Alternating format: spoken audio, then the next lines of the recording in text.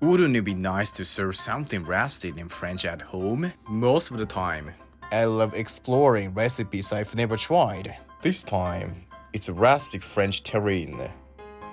I saw a chef prepare this at a restaurant once, and it looks so elegant yet durable at home. Let's give it a try. In France, Pâté de Campagne is often called the taste of the countryside. It was a way to use every part of the meat, preserved and shared at the table. Let's get started. In a bowl, combine ground meat, chopped chicken liver, onion, egg, breadcrumbs, spices, pistachios, dried fruit, and cream. Mix well.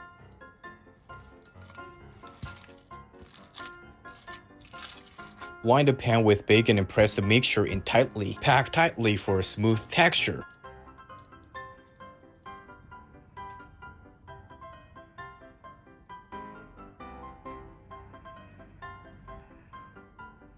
Cover with foil to prepare for the water bath.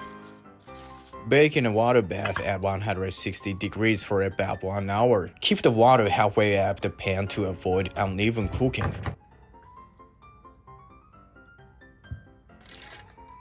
Cool. Then refrigerate overnight before slicing.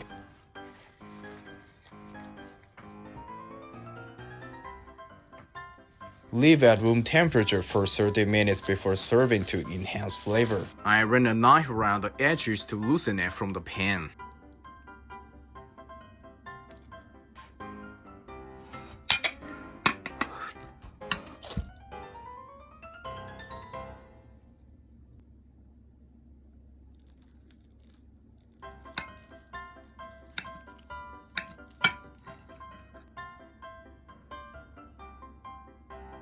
I made a red wine onion sauce, but mustard or pickles work just as well.